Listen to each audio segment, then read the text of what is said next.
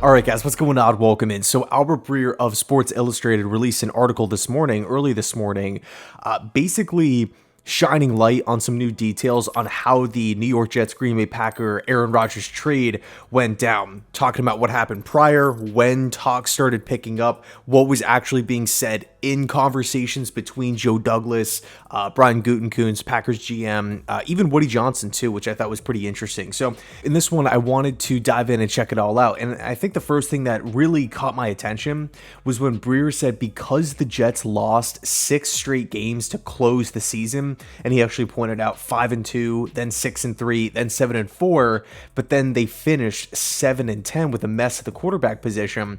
Obviously, that's not a place that you want to be as an organization.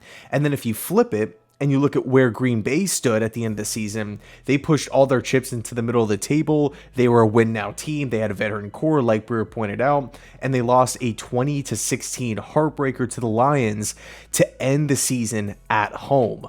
And I think that's pretty straightforward. You know, if you were to ask any Jet fan out there midway through the season, right? I remember like those early in-season wins against like Denver, Pittsburgh, Green Bay, you know, like those wins were awesome. I thought the Jets were going to the playoffs. Initially going in, I did not think the Jets were going to get in. I thought they were actually going to finish with 7 wins, ironically enough, but I didn't see it playing out this way where they looked like a really, really good team. Injuries caught up to them. Zach Wilson, quarterback position, it just completely fell apart. Play calling was in it. I don't even really need to dive into, you know, the negative details here, but although the Jets did show some signs of life in the early parts of the season, no fan was pleased, was satisfied with how the year ended. The 6 straight losses, I mean, that was an absolute joke. And then if you were to ask a Packer fan, like, hey, thoughts on the season, it's pretty much the same thing. Like, hey, we have Aaron Rodgers. The NFC is extremely weak. We're playing in the NFC North. Yeah, the Minnesota Vikings had a ton of wins, ton of close games. But to not even make the playoffs last season, I mean, it's just embarrassing. It really is. And especially having an opportunity to close out the season against an, you know, in-division rival in the Detroit Lions at home Lambeau Field, and they could not get it done. It's just disappointing. So I completely understand the mandate for Brian Gutekunst and Joe Douglas moving forward. Breer goes on to highlight how Brian Gutekunst and Aaron Rodgers were never able to get into contact with each other. It just didn't really seem like there was a clear plan laid out for Green Bay. Gutekunst supposedly had a bunch of different questions. Does Aaron Rodgers want to be traded? Is he going to retire? Does he want to stick with the Packers? And because of the failures to communicate with one another, I'm not sure if that was, you know, failures from the Packers end or on Rodgers' end, but however it played out, the end result was Brian Gutekunst saying, you know what, with expiring contracts on the roster, with older veteran players set to hit the open market, maybe it's best to go younger and opt for Jordan Love. And during this time, the Jets were searching for their offensive coordinator. And according to Albert Breer here, supposedly there were 22 guys on Saleh's list. And ultimately, as we all know, the decision came down to Nathaniel Hackett. And he said Saleh's coordinator hire, former Broncos coach Nathaniel Hackett, had coached Rodgers for 3 years in Green Bay and gotten incredibly close to the Packers quarterback. Hackett's hire, to be sure, was made on coach's merit. Saleh sold him on not taking a year off on Denver's dime, which was also a pretty big story at the time. And Douglas was fully on board after sitting in on the interview, but having a buddy of Rodgers on hand surely didn't hurt. Now, what's crazy is, like, I actually remember that day pretty well. I was out touring apartments and the news broke that Nathaniel Hackett got the job, and you know, the failures in Denver didn't pop into my head. Him being fired after not even one season into his Bronco tenure didn't pop into my head. It was just all about Aaron Rodgers. So it's kind of funny how things worked out. And I know Albert's saying here that it wasn't the top choice, right? They're not bringing Hackett in almost as like a pawn to try to go get Rodgers, but I do think that it was a massive, massive part of it. Now, apparently with Rodgers still questioning a lot of things before and during his darkness retreat, Gutekunst and Douglas started the feel-out process of the parameters of a potential trade,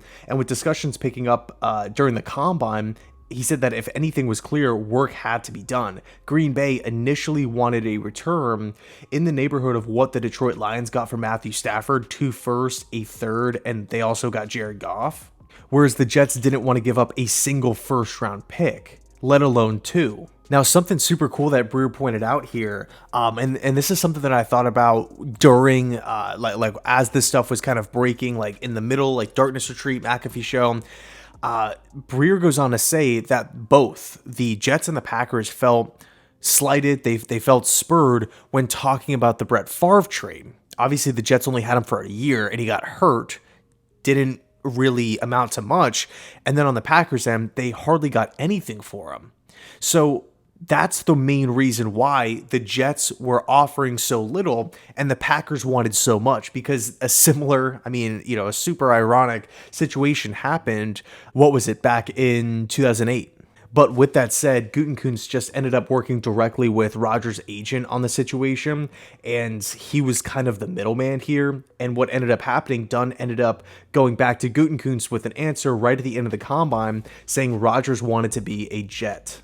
On March 5th, Gutekunst called JD and basically said, hey, Rodgers wants to explore an opportunity with you guys, test the waters, just, get to know you guys pretty much. We're going to give you permission to go out and talk to him. So as we all know, the meeting happened. It went well. Rodgers was impressed with, what the Jets had to offer. And we all know the, what was the word, the contingent on who all flew out there. Pretty much like the entire, like all the figureheads, all the big dogs in the Jets organization flew out to Malibu, met with A-Rod. Again, it went well. We know what happened there. Fast forward to the league meetings where obviously Matt LaFleur and Robert Saleh are pretty good buddies, and they have been for a long, long time. Supposedly, those two guys were hanging out, but they didn't want the Rodgers stuff to come up and, potentially, be a distraction or, piss anybody off, anything like that. So they literally were hanging out multiple days here in Arizona together, not talking about the A-Rod situation.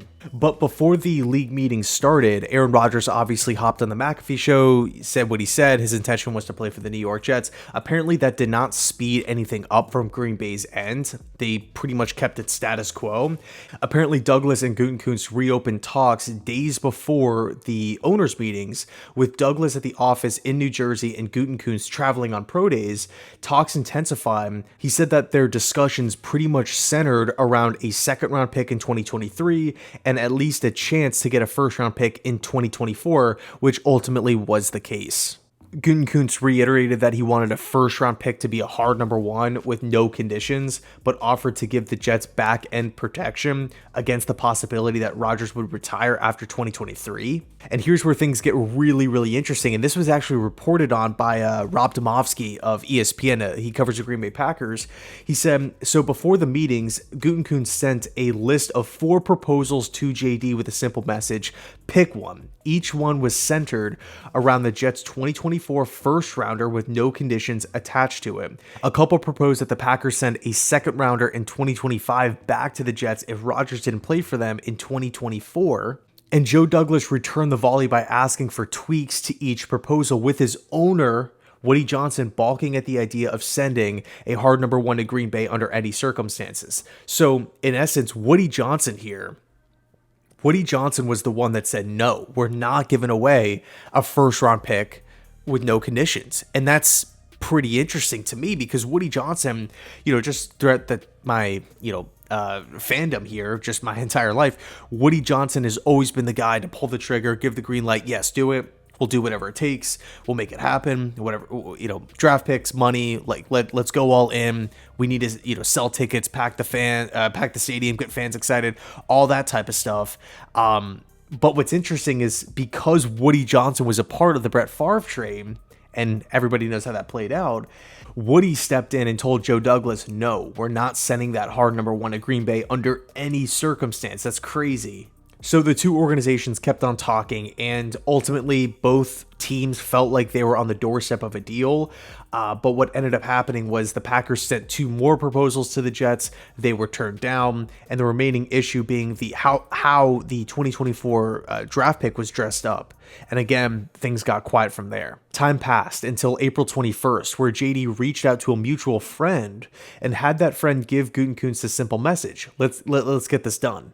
Gutekunst got back to JD via text, and then Gutekunst called, and the sides worked through the weekend. The Jets had earlier proposed an AFC title game protection, meaning the pick could not be higher than the 29th overall selection, then a divisional round, no higher than 25. Then he dropped it down even more to just a playoff berth, no higher than 19th. And then Gutekunst pretty much said no to all of those. Ultimately, it came down to playtime. The Packers wanted the marker at 50%, and Joe Douglas and the Jets wanted it at 90%. The two settled at 65%. And that was one of my biggest gripes about the trade here. It wasn't the second round pick. It wasn't, a conditional future pick. It was that the condition was so easily reached by Aaron Rodgers and the Jets, barring, some crazy injury here. Rodgers is the guy. There's no competition here. That's if he's the starter and he's healthy, we're giving a first round pick to Green Bay next season. So in essence, it's almost like a guaranteed first. But what happened with the Brett Favre situation? He got hurt, just things didn't go well. So I think if we do see a situation like that where Rodgers is hurt, maybe he doesn't play 65% of the snaps, but I don't even really want to go down that route. I'm pumped with the trade. But again, pointing out that the Jets went from 13 to 15, it did end up hurting the Jets. If you believe the reports that the Jets really wanted Broderick Jones, ended up not getting him because Pittsburgh jumped to 14. But let's move on. This is actually my favorite part of the article here. He said both GMs were uncomfortable with it Monday morning. Gutekunst because he didn't get his hard first rounder, and Douglas because the conditions on the first rounder mandated only Rodgers stay upright, but each guy knew how the other felt and knew the mutual discomfort was a sign that they reached a fair compromise. I couldn't agree more. I personally think that Joe Douglas and Brian Gutekunst, they worked out as many different situations as possible. Trade proposals here, trade proposals there, talking about, conditions here, conditions there. Like, I felt like no stone was left unturned, and ultimately it did get done here. But I think it's really cool how both GMs, even though the Jets got Rodgers, Douglas felt uneasy about the situation because he felt like he gave up more than what Rodgers was pretty much worth.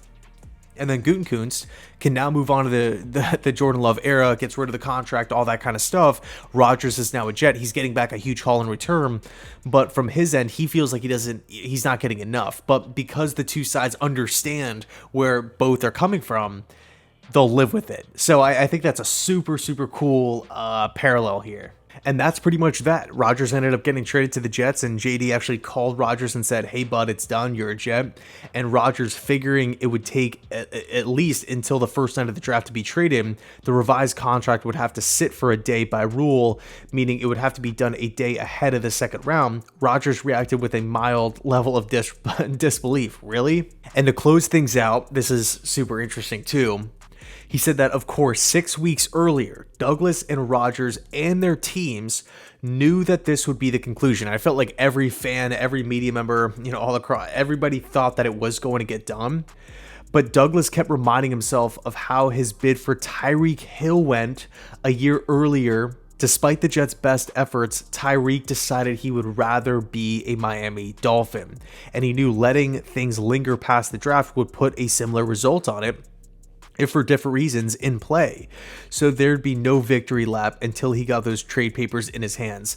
Yeah, so that was, I felt like if it would have gotten beyond the draft, right, and the Jets, it was a situation where we're talking about trading Rodgers in June, July, August, or like a couple weeks before like training camp, like that would just be a nightmare situation. And I'm happy everything is done and Rodgers is pumped up. He's at voluntary OTAs. He's hanging with the guys. So I'll leave it there. Let me know your thoughts down below in the comment section. I'll leave this article linked down below in the description box so you can go check it out. And if you have some time, you can read it. It's really long, so yeah, it's just chock full of details here. And I kind of wanted to talk about the main points, or at least the stuff that I found really interesting. So anyway, thanks so much for watching. I appreciate it. And as always, go Jets.